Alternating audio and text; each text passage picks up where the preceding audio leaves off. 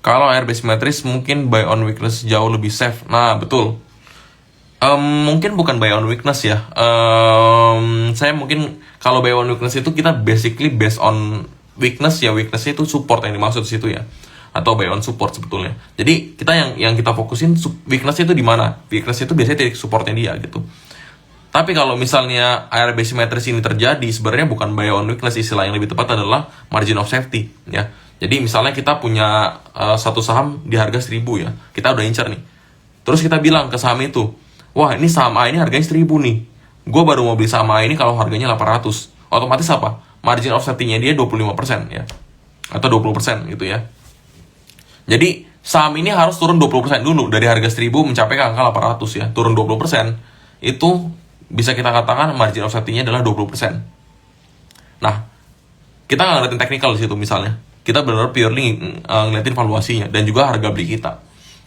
Misalnya ARB-nya langsung di 35%, jebret langsung kan. Berarti harga dari 1000 kan langsung ke 650. Ya udah, karena kita punya target, pokoknya 800 gue beli. 800 kita beli, apalagi 650 pasti kita beli lagi. Jadi lebih ke arah margin of safety sih. Kalau sampai itu benar-benar kejadian, ya udah, margin of safety kita pasti akan bagus banget di situ. Makanya nih relate lagi, saham-saham yang dibeli pasti yang story-nya bagus nantinya. Kalau ARA bisa 30%, habis ARA dibanting ARB jadi itu minus 70%. Saya mungkin ini ya teman ya. Saya mungkin coba proyeksiin ya. Contoh, harga saham 100 misalnya ya. Terus ARA-nya itu 35%. Berarti 100 dikali 135%, jadi 135. Nah, ARB-nya 35%. Ya, secara logika kalau misalnya dari harga normal itu ARB-nya itu sama dengan 100 dikali dengan 1 min 35%. Ketemulah 65 ya. Jadi kalau misalnya kita punya saham di harga 100, ARA-nya itu 135%, ARB-nya itu 65% ya. ARA-nya itu 135, ARB-nya itu 65. 135, 65. Nah, misalnya kita beli di harga 135, terus tiba-tiba harganya jadi 65. Maka kita minusnya berapa duit? Ya. Kita bukan, coba ya kita hitung ya, misalnya 65 sama dengan 65 dibagi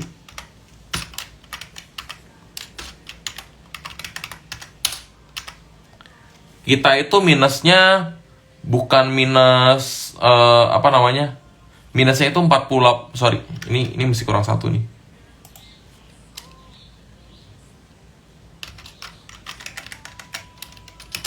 Ini secara matematis ya teman-teman ya. Minusnya 52%. Sebentar ya, saya coba arahin, semoga kelihatan nih. Ya. Di sini ya, ARA 35%, misalnya harga sahamnya 100 ya. Bentar ya. Harga 100.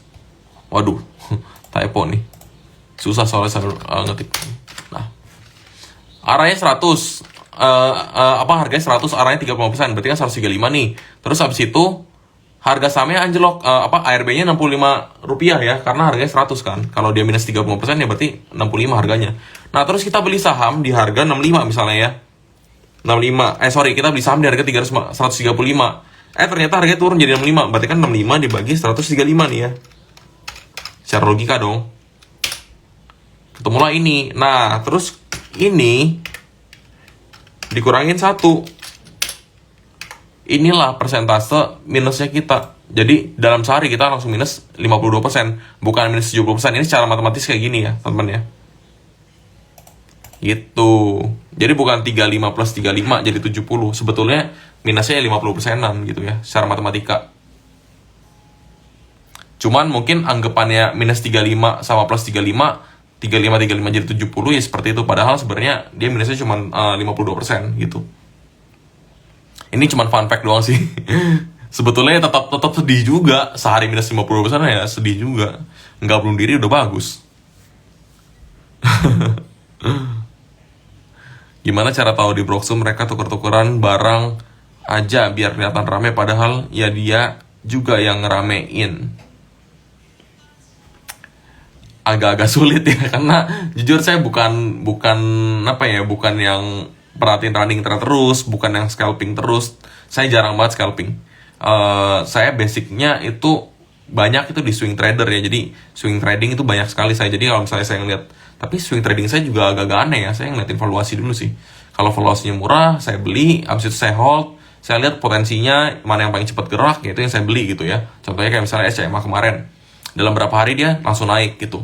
Ada beberapa saham yang sebenarnya murah lagi, tapi saya nggak beli-beli. Karena apa? Karena saya ngeliat secara potensi teknikalnya juga belum tentu dia akan dalam waktu dekat naik gitu. Jadi ya saya bingung, saya bisa disebut swing trader apa enggak. Karena saya basicnya tetap ngeliatin valuasinya dulu gitu. Nah, saya metode beli dan jual sahamnya seperti itu, teman. Jadi bukan yang aktif running trade gitu-gitu. Jadi saya bingung kalau misalnya tuker-tukeran barang atau enggak. Tapi kalau di apa namanya? Di closing ya, setelah ada data broker summary, tuker-tukeran barang apa enggak, sebenarnya kelihatannya kayak gini ya. Yang pertama adalah yang bodoh nih. Yang bodoh ya pasti lewat nego ya. Bisa jadi nego itu ada transaksi antara memang transaksi yang benar, tapi bisa juga yang tuker-tukeran barang di situ. Nego ya. Nah, yang kedua adalah kita lihat pergerakannya seperti apa. Contohnya nih, MG akumulasi, tapi yang jualan cuma YP gitu. Jadi MG-nya besar sendiri. MG-nya misalnya sampai 200 juta lembar saham. Terus YP-nya jualan 200 juta lembar saham juga. MG-nya beli 200 juta lembar saham, YP-nya jualan 200 juta lembar saham. Ternyata yang lain-lainnya kayak PD, XC, XA, terus habis itu ada SA, ada broker-broker kecil lainnya segala macam yang lebih kecil segala macam, transaksinya kecil-kecil. Cuman misalnya 1 juta lembar, 2 juta lembar. Tapi antara MG dan juga YP ini dia jomplang nih. Jomplang banget. Nah, bisa jadi MG dan YP ini ada potensi tuker-tukeran barang. Jadi kita ngeliatnya seperti itu. Kalau ada kesenjangan yang sangat jauh, biasanya ada indikasinya seperti itu. Oke, pertanyaan berikutnya. Berarti jika ada market crash IHSG minus di atas 5%, apakah benar pasar tetap dilanjut atau break sementara? Ini masalah trading halt, saya nggak tahu apakah trading halt-nya itu harusnya tetap ada trading halt sih. Dulu waktu zamannya COVID ya temen ya, waktu zamannya pertama kali COVID, saya dalam sehari tuh kaget, itu benar-benar luar biasa, karena dulu saya belinya kan blue chip ya. Blue chip itu anjlok sampai saya tuh sehari bisa rugi sampai 70% waktu zaman COVID itu ya. Bukan sehari sih, itu kayaknya akumulasi 2 hari sih. Jadi 2 hari apa 3 hari ya. Pokoknya saya baru ngecek, pas saya ngecek, waduh gila.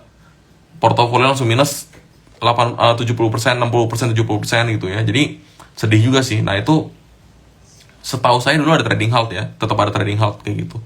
Jadi tetap aja sih harusnya nanti kalau misalnya balik ke normal, trading halt tetap ada sih 5% gitu. Tapi kan trading halt IHSG bisa minus sampai 5% itu kan biasanya kan karena memang blue chipnya yang turun gitu ya. Sedangkan kalau nggak ada crash ya, tapi arah ARB itu cuman gorengan-gorengan nggak jelas atau second liner, harusnya sih nggak akan terlalu berimpact ke yang namanya IHSG secara total gitu. RBA ya, risk based approach-nya benar kepake ya, RBA-nya kepake nanti.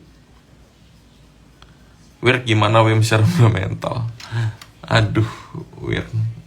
Ini nanya fundamental kan ya? Kalau nanya fundamental saya big no sih. Jujur sih, orang-orang mau ngomongin metaverse segala macam gitu-gitu. Saya nggak tahu ya, saya nggak tahu sih. Saya nggak. Kadang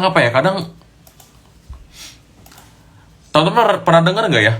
Jepang kan salah satu negara yang bisa dibilang kan negara yang cukup maju ya. Teman-teman tahu nggak, di Jepang itu banyak segala sesuatunya itu masih tradisional. Mereka aja upgrade teknologinya bertahap gitu.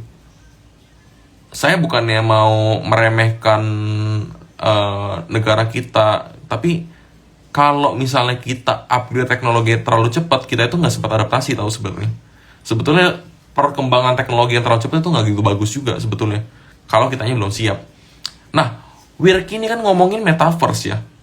Lah kita di medsos aja masih nggak jelas. Mohon maaf, kita di medsos masih nggak jelas segala macam. Udah ngomongin metaverse. Infrastruktur internetnya aja masih nggak jelas. Sinyal-sinyal masih nggak jelas. Menara-menara aja banyak yang okupansinya belum full. Ya. Jaringan-jaringan masih belum segala macam. banyak sekali yang belum terselesaikan permasalahannya, belum lagi masalah edukasi di media sosial segala macam gitu-gitu. Itu aja belum. Kita masa udah ngomongin metaverse. Kalau menurut saya pribadi, dengan adanya orang-orang yang menggenjot metaverse padahal kita sebenarnya secara culture belum siap, belum ada adaptasi segala macam. Pokoknya perubahan terlalu cepat itu nggak akan terlalu bagus hasilnya.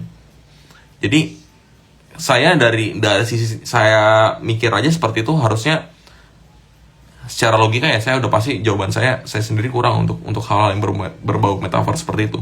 Bukan anti teknologi. Saya kalau ngomongin teknologi yang mana dulu nih? Kalau kita ngomongin teknologi tentang energi, wah saya maju paling depan. Saya akan ngomong paling depan gitu tentang teknologi ini loh. Kita butuh yang namanya baterai, kita butuh yang namanya solar panel, kita butuh peningkatan produksi nikel, timah segala macam untuk produksi baterai, peningkatan besi segala macam gitu-gitu. Tapi itu kan berbau energi ya, ada manfaatnya dan juga siap nggak siap harus siap gitu. Paling yang nggak siap apa? Ya nggak siap yang banyak, mohon maaf, korup di belakang. Jadi mereka misalnya mafia migas atau mafia apa segala macam gitu. Mereka mungkin yang nggak siap karena pemasukan mereka hilang gitu. Tapi kita secara culture pasti siap. Ya karena perubahan apa ya? Perubahannya berupa kebutuhan utama ya, kebutuhan primer. Perubahannya kebutuhan primer gitu. Pasti siap. Tapi kalau ngomongin yang tersier seperti ini, yang teknologi tapi metaverse, walaupun dibilang bisa membantu banyak orang segala macam gitu-gitu ya, bisa menghubungkan banyak orang, kok saya ngerasa culture-nya belum siap. Jadinya mungkin akan kejadian, tapi nggak, kalau menurut saya pribadi saya nggak ngeliatnya dalam waktu dekat sih. Jadi saya sendiri kurang begitu bullish tentang hal-hal seperti ini sih. Jadi kalau ditanyain secara fundamental, jelas saya jawabannya big no. Apalagi valuasinya, saya nggak ngeliat itu valuasi masuk akal. Pendapatannya juga saya nggak ngeliat itu masuk akal. Itu sih. Tapi nggak apa-apa ya. Maksudnya kan saya punya pendapat A, teman-teman punya pendapat B, nggak apa-apa dong. Yang namanya kita beda pendapat ya nggak apa-apa gitu. Namanya juga berdiskusi ya. Atau ya diskusinya bukan di sini, maksudnya diskusinya di Telegram atau apa, ya nggak apa-apa gitu ya. Namanya kita ada perbedaan pemikiran, nggak masalah sama sekali. Mungkin ada yang anggap ini bullish. Kalau saya nggak bullish ya nggak masalah. Ada lagi misalnya ada yang anggapnya nikel itu nggak bagus, nikel itu nggak berguna segala macam, tembaga nggak berguna segala macam. Yang berguna batu bara, tetap batu bara. Nah ada yang berpikir seperti itu. Kalau saya berpikirnya di nikel dan juga tembaganya segala macam gitu ya. Alhasil apa? Alhasil saya hampir nggak ikut saham batu bara. Saham batu bara ternyata naik dan saya salah di situ. Ya saya pun bisa salah teman-teman ya di situ. Jadi ya saya mau katakan seperti itu. Cuman ya kita harus tahu dulu gitu, kepercayaan kita udah dasarnya apa. Kalau saya sendiri metaverse saya nggak terlalu begitu percaya gitu ya.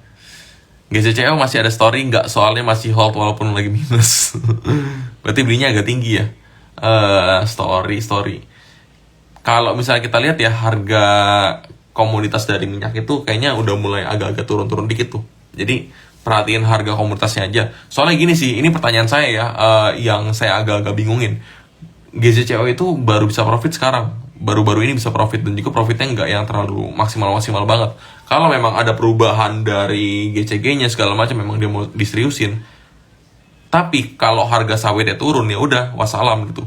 Jadi susah pertimbangannya. Beda dengan LSIP, beda dengan Smart, TBLA, yang memang basicnya udah bagus gitu ya. Jadi walaupun harga sawit yang naik juga dia tetap untung. Nah yang kayak gitu bagus. Tapi kalau misalnya kayak yang GCCO yang selama ini rugi tiba-tiba untung, tapi kalau misalnya harga sawit tiba-tiba anjlok lagi ya udah, nggak ada yang bisa tahu ke depannya seperti apa.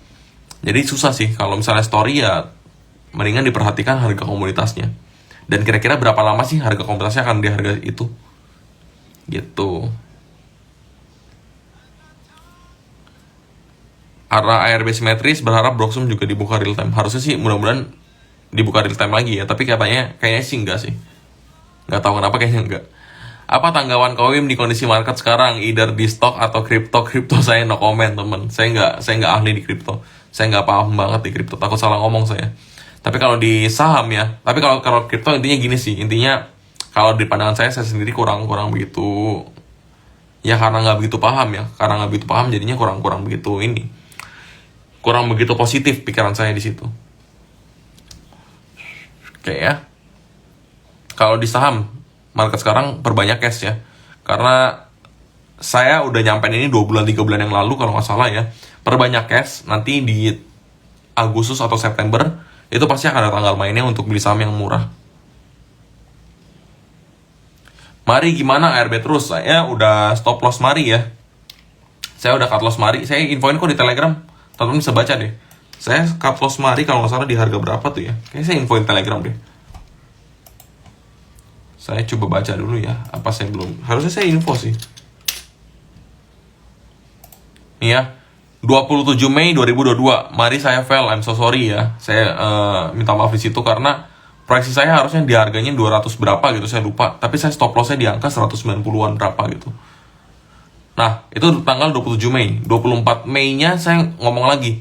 By the way, Mari saya kena CL atau kena cut loss. Saya pindahin ke Antam. Jadi tanggal 24 Mei saya pindah ke Antam gitu. Jadi saya udah infoin ke teman-teman semua sih. 23 Mei-nya saya ngomong, Mari masih belum benar, masih belum tahu benar apa salah gitu ya. Jadi saya update terus kalau misalnya saya ada cut loss atau apa, saya pasti update terus ke teman-teman semua.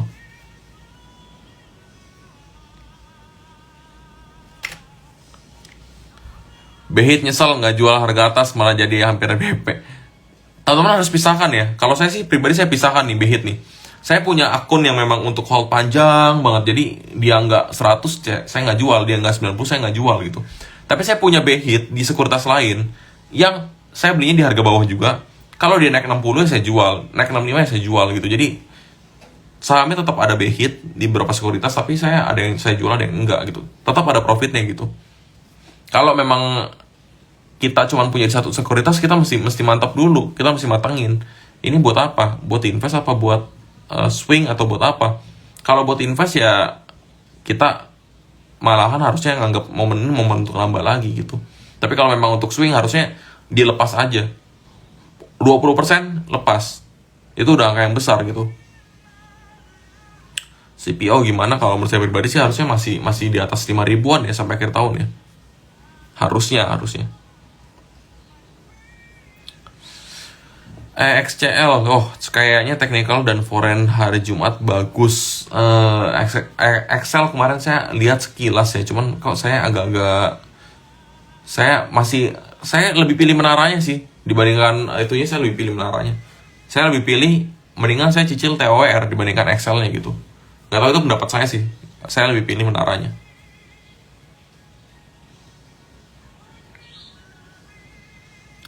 TPI ya saya nggak saya pelajarin dulu deh industrinya. Innov kalau misalnya mau benda bagus ntar saya share itunya. Saya share apa namanya, dia punya ya kayak video YouTube biasa lah ya, kayak saya share SMA, saya share SMRA segala macem.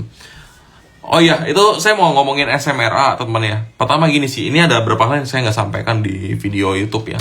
Jadi gini, kenapa sih SMRA itu saya tetap share ya walaupun GCG-nya dipertanyakan, GCG-nya jelek gitu.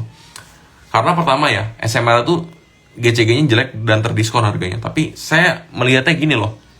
Kasusnya kasus suap ya. Kasus suap yang otomatis apa sih? Yang dipermasalahan itu apa sih?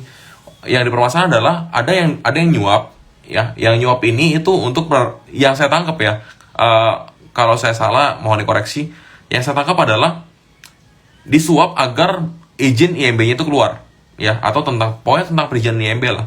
Pokoknya intinya sampai itu ada keluar atau ada goal gitu ya. Jadi proyek-proyeknya ini jadi suapnya ini demi proyeknya goal ya. Beda cerita kalau misalnya ada proyek misalnya 1M atau proyek 1T ya. Nah dari proyek 1T ini uangnya dicolong misalnya 50M atau 100M, uangnya dicolong, dikorupsi. Itu beda cerita. Tapi ini masalahnya masalah kasus suap ya, dari si A suap ke si B. Nah si A ini berharap proyeknya kelar gitu dengan penerbitan IMB segala macam gitu-gitu. Maka tadi kan ada berita yang menyatakan tentang, atau ada informasi tadi ya, saya lupa di Telegram kayaknya ada yang ngomongin lagi dicek apakah manajemennya memang sering melakukan seperti itu apa enggak. Kalau memang sering melakukan seperti itu berarti lebih buruk lagi sentimennya. Nah artinya apa sih? Artinya apa? Walaupun ini GCG-nya dipertanyakan dan sangat berdampak ya, sangat terpukul GCG-nya, bisa dicap sangat jelek, tapi permasalahannya mereka itu suapnya untuk proyeknya kelar gitu, bukan korupsi. Ini mungkin sedikit pembelaan ya teman ya, mohon maaf nih, walaupun saya sendiri setuju sama teman kalau misalnya nganggep ini jelek ya, GCG-nya udah pasti ini tercoreng, udah pasti. Tapi permasalahannya kita mesti lihat konteksnya dulu nih. Oh ternyata ini tujuannya untuk apa? Oh tujuan untuk memperkaya diri. Ya walaupun saya yakin sih dari suap itu harusnya ada unsur memperkaya diri juga. Cuman kan indikasinya bukan ke arah situ yang utamanya gitu. Jadi saya berpikirnya agak bercabang ketika saya pilih saya beneran akan share SMR apa enggak ya. Oke, saya yakin dengan konsekuensinya, saya yakin dengan perhitungannya, harusnya SMR tetap bagus walaupun GCG-nya dipertanyakan seperti ini. Malahan ini akan jadi momen yang bagus karena orang-orang jadinya benci sama SMR, orang-orang akan jual SMR, akan tertekan harganya, dan mungkin ini akan jadi peluang yang bagus kalau misalnya saya bisa beli di harga bawah. Itu kalau yang ada di otak saya seperti itu tentang SMR. Gitu, temen ya. BBB di update secara teknikal, saya masih tunggu sih di harga kemarin berapa ya. Saya BBB udah keluar lama temen, karena kan buat trading ya itu ya. Makanya ntar itu indeks ASG-nya saya kayaknya mesti benerin deh, mana yang untuk trading, mana yang untuk itu saya mesti tandain. Atau mungkin untuk yang trading saya keluarin kali. BBB ada support di angka 1000 ya.